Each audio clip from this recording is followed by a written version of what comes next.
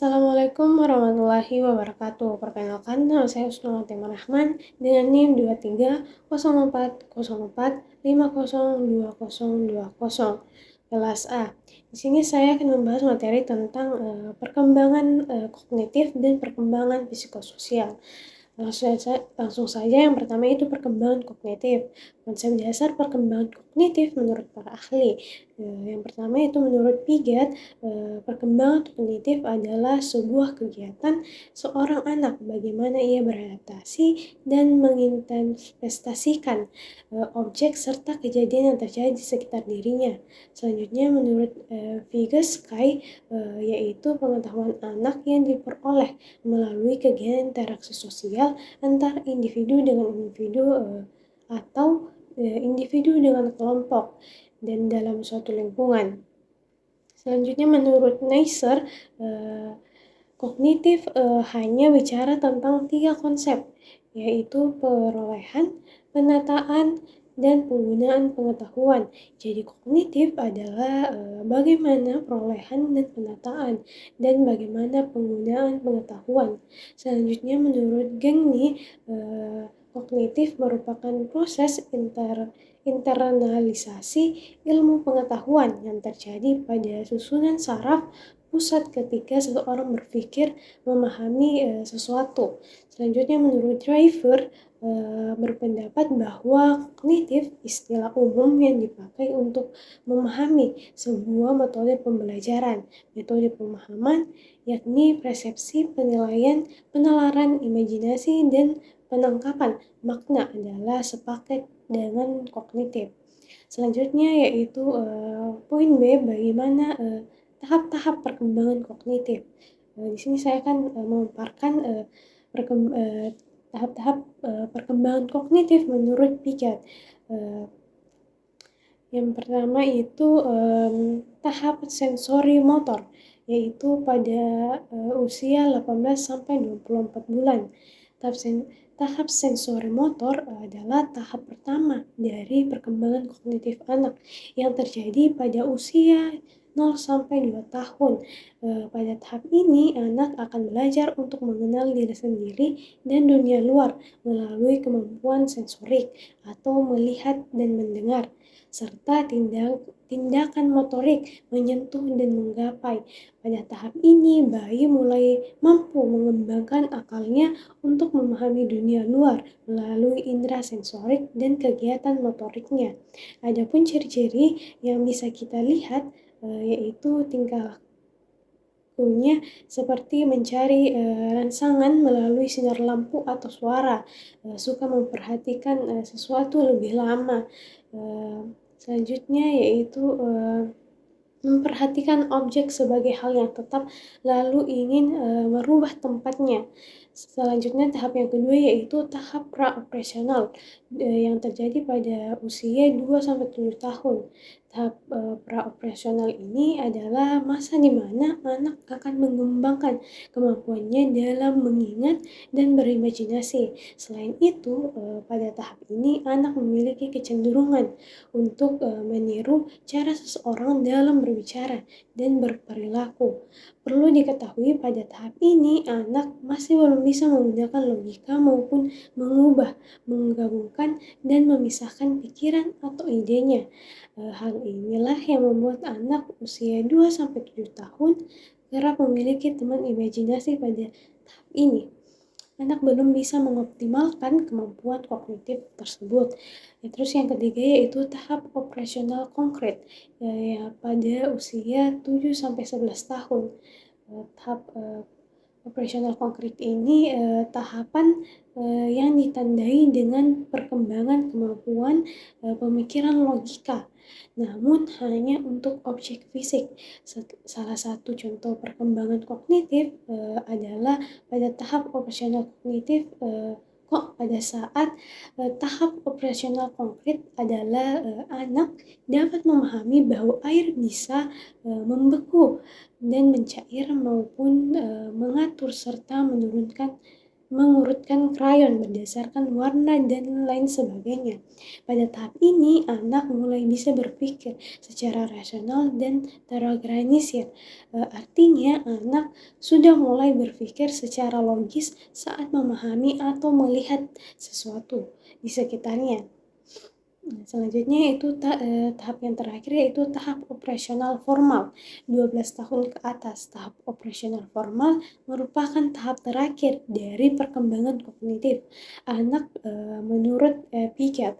Tahap operasional formal akan dimulai saat anak menginjak usia 12 tahun, saat memasuki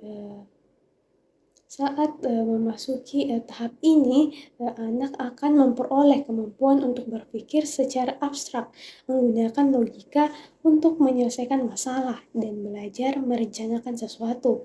Selain itu, tahap operasional formal juga memungkinkan anak untuk memulai memeriksa, menilai, dan mengevaluasi pikiran atau tindakannya. Ini menandakan seorang anak sudah bisa berpikir secara lebih luas, menalar dan menganalisis sesuatu, manipulasi ide di pikirannya, dan tidak bergantung dengan manipulasi konkret. Materi selanjutnya itu faktor pendukung perkembangan kognitif. Yang pertama yaitu stimulasi lingkungan.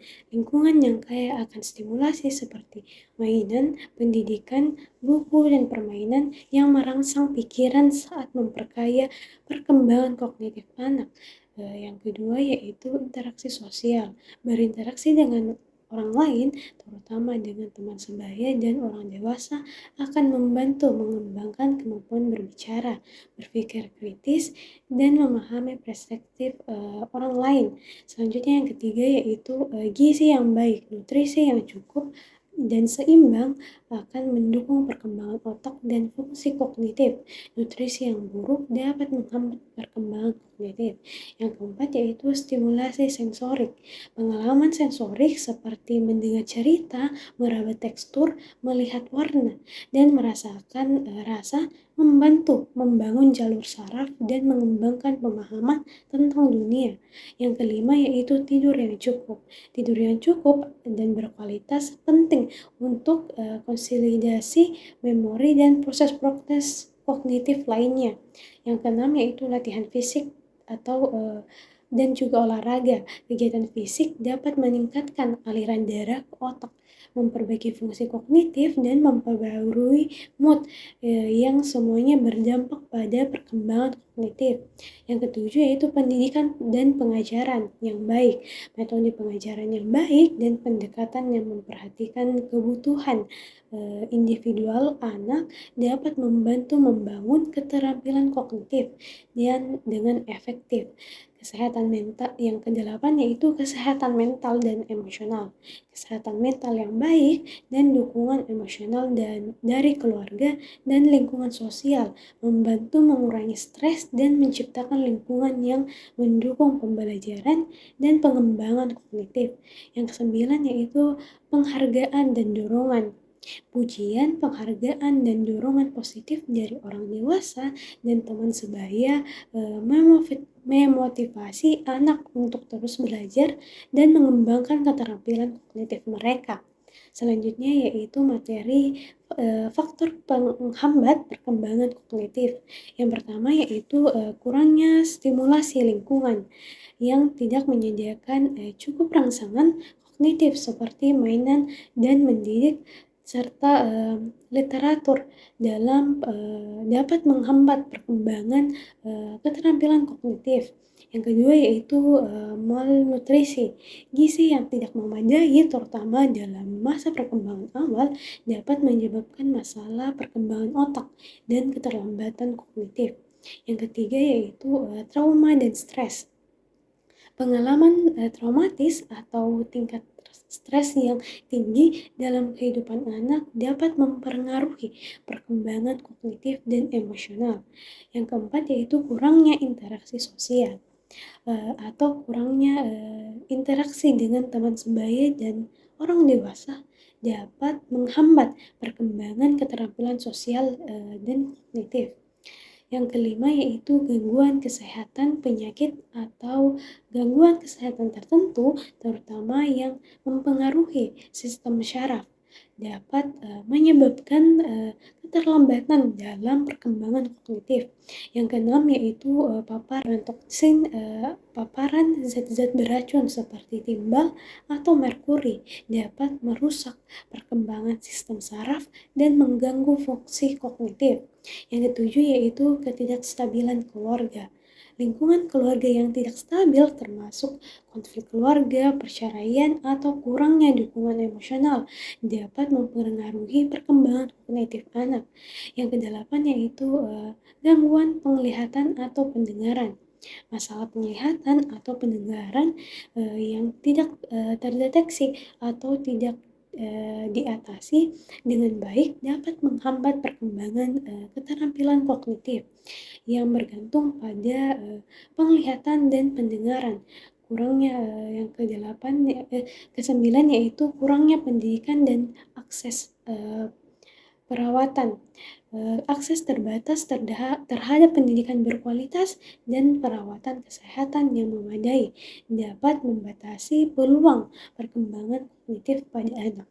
Baik, materi selanjutnya yaitu perkembangan psikososial. Yang pertama yaitu konsep dasar perkembangan psikososial menurut para ahli. Yang pertama yaitu menurut Erik Erikson, perkembangan psikososial merupakan pemahaman tentang bagaimana individu tumbuh dan berkembang sepanjang kehidupan mereka. Konsep psikososial dalam teori Erikson merujuk pada interaksi antara aspek-aspek psikologis seperti pikiran, emosi, perilaku, serta aspek sosial seperti hubungan dengan orang lain, masyarakat, atau budaya dalam perkembangan individu. Selanjutnya menurut George Herbert Smith, Smith merupakan seorang ahli dalam bidang psikososial. Teorinya fokus pada perkembangan identitas dan self-contact individu melalui interaksi sosial, terutama dalam konteks peran yang dimainkan dalam masyarakat. Selanjutnya menurut Jean Levinger mengembangkan tentang tahapan-tahapan perkembangan ego yang merupakan aspek dari perkembangan psikososial. Ia mengidentifikasi beberapa tingkatan perkembangan ego dari tingkat primitif hingga tingkat yang lebih dewasa. Selanjutnya menurut Lawrence, meskipun lebih dikenal dalam konteks perkembangan moral, Lawrence juga memberikan kontribusi terhadap pemahaman perkembangan psikososial dengan teorinya terhadap perkembangan individu. Selanjutnya materi tentang tahapan-tahapan perkembangan psikososial. Tahap pertama dari teori perkembangan psikososial Erikson adalah trust versus mistrust atau kepercayaan versus ketidakpercayaan yang dimulai saat bayi lahir dan berlangsung hingga sekitar 18 bulan. Ini merupakan tahap paling mendasar dalam kehidupan. Di masa ini bayi sangat bergantung dalam mengembangkan kepercayaan didasarkan pada ketergantungan dan kualitas dari pengasuhnya yaitu orang tua. Yang kedua yaitu tahap otonomi versus rasa malu pada bayi usia 18 bulan hingga anak usia 3 tahun. Di tahap ini keterampilan fisik anak-anak tumbuh saat mereka menjelajahi lingkungan serta belajar untuk lebih mandiri. Mereka mulai melakukan tindakan dasar sendiri dan membuat keputusan sederhana mengenai hal-hal yang mereka sukai. Jika tahap ini gagal karena anak hidup dalam lingkungan yang terkontrol, maka dapat menghasilkan rasa malu dan selalu meragukan kemampuan mereka untuk mengurus diri sendiri. Tahapan yang ketiga yaitu tahapan inisiatif versus rasa bersalah, yaitu pada anak usia 4 tahun. Tahap ketiga perkembangan psikososial terjadi selama tahun-tahun prasekolah. Selama tahap ini, seorang anak belajar untuk memulai interaksi sosial dan aktivitas bermain dengan anak-anak lain. Anak-anak juga banyak bertanya pada tahap ini. Anak-anak yang berhasil pada tahap ini akan merasa mampu memimpin orang lain, lalu anak yang gagal melewatinya eee, yang disebabkan karena terlalu dikendalikan atau dibuat merasa pertanyaan mereka mengganggu, akan memiliki sikap yang sering meragukan diri dan kurangnya inisiatif. Selanjutnya yaitu poin keempat, tahap ketekunan versus rasa rendah diri. Pada usia 5-12 tahun. Melalui interaksi sosial, anak-anak mulai mengembangkan rasa bangga atas prestasi dan kemampuan mereka. Di masa ini, anak-anak perlu mengatasi tuntutan sosial dan akademik yang baru. Keberhasilan melewati tahap ini mengarah pada rasa kompetensi, sedangkan kegagalan menghasilkan perasaan rendah diri. Selanjutnya tahap kelima yaitu tahap identitas versus kebingungan. Pada anak usia 12-18 tahun. Tahap ini memainkan peran penting dalam mengembangkan rasa identitas diri yang akan terus memengaruhi perilaku dan perkembangan selama sisa hidup seseorang. Mereka yang menerima dorongan dan kekuatan yang tepat melalui eksplorasi pribadi akan memiliki identitas diri yang kuat, perasaan kemandirian, dan terkontrol. Kegagalan dalam tahap ini menyebabkan rasa tidak aman, bingung tentang diri mereka sendiri dan merasa masa depan. Bingung terhadap diri mereka sendiri dan masa depan. Selanjutnya yang keenam yaitu keintiman versus isolasi usia 18 hingga 40 tahun. Tahap ini meliputi masa dewasa awal ketika seseorang mengeksplorasikan hubungan pribadi dengan orang lain. Di rentang usia ini, seseorang perlu membentuk hubungan yang intim dan penuh kasih dengan orang lain. Sukses melewatinya akan mempengaruhi pada hubungan yang kuat, sementara kegagalan akan menghasilkan rasa kesepian dan isolasi.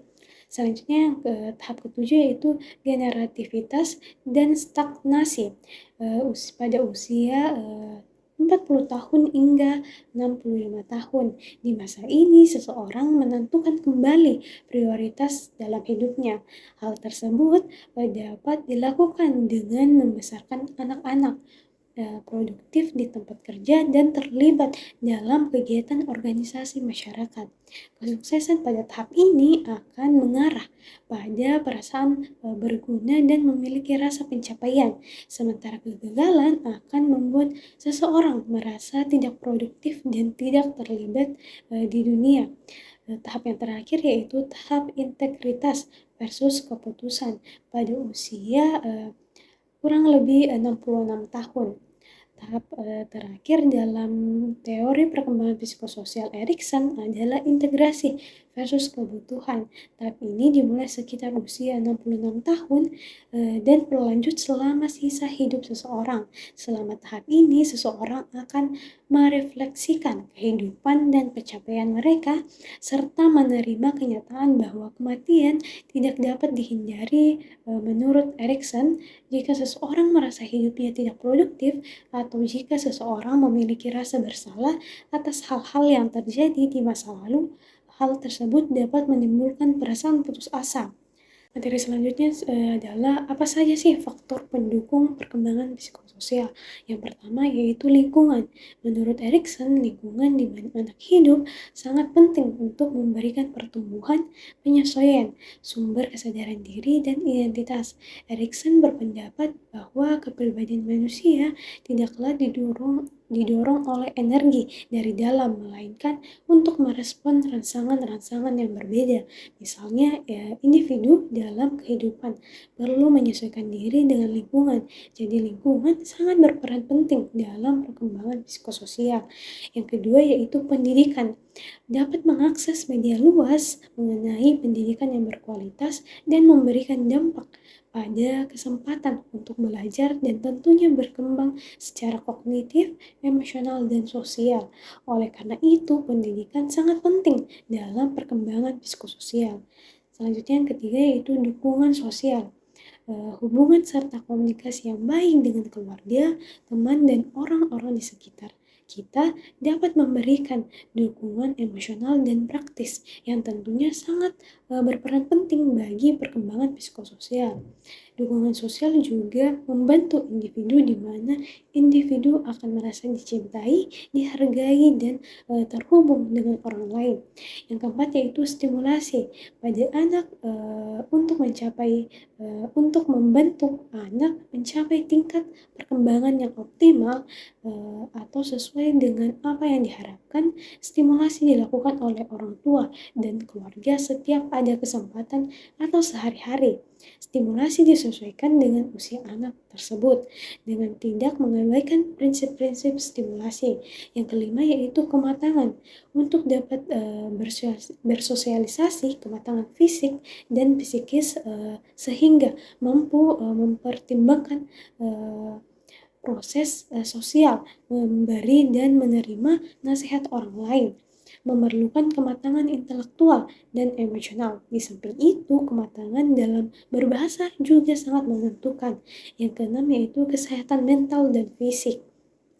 Kesehatan mental dan fisik yang baik akan menjadi faktor pendukung yang sangat penting dalam perkembangan psikososial. Gangguan mental atau masalah pada kesehatan fisik yang serius dapat menghambat perkembangan psikososial. Selanjutnya materi tentang apa saja sih faktor penghambat perkembangan psikososial. Yang pertama yaitu trauma dan pengalaman negatif.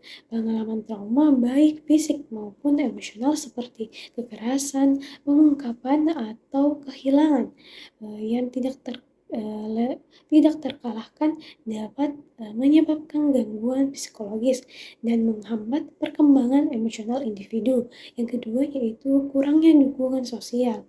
Saat hubungan sosial serta komunikasi yang kurang baik terjadi akan berdampak pada hubungan sosial yang tidak sehat serta kurangnya dukungan emosional yang tentunya akan menghambat perkembangan psikososial. Yang ketiga yaitu lingkungan yang tidak stabil. Ketidakstabilan lingkungan seperti pertengkaran, perumahan yang tidak aman, atau pertengkaran yang terjadi di rumah tangga atau kondisi ekonomi yang tidak stabil dapat menyebabkan penghambatan pada perkembangan psikososial. Yang keempat yaitu kurangnya akses pendidikan. Keterbatasan dalam mengakses pendidikan yang berkualitas atau kurangnya kesempatan untuk mengembangkan kepribadian dapat menghambat perkembangan psikososial tertentu, terutama pada tahap-tahap yang berhubungan dengan pendidikan. Yang kelima yaitu gangguan kesehatan mental. Masalah kesehatan mental seperti depresi, kecemasan, atau gangguan makan dapat sangat menghambat fungsi psikososial individu, mempengaruhi interaksi sosial dan kesejahteraan emosional. Contohnya seperti diskriminasi berdasarkan ras, jenis kelamin, agama, dan orientasi seksual atau identitas gender dapat menyebabkan stres kronis yang dapat merusak harga diri, menghambat kemampuan individu untuk membentuk hubungan yang sehat dan merasa diterima dalam masyarakat. Baik, itulah tadi materi yang bisa saya paparkan. Kurang lebihnya mohon dimaafkan. Wassalamualaikum warahmatullahi wabarakatuh.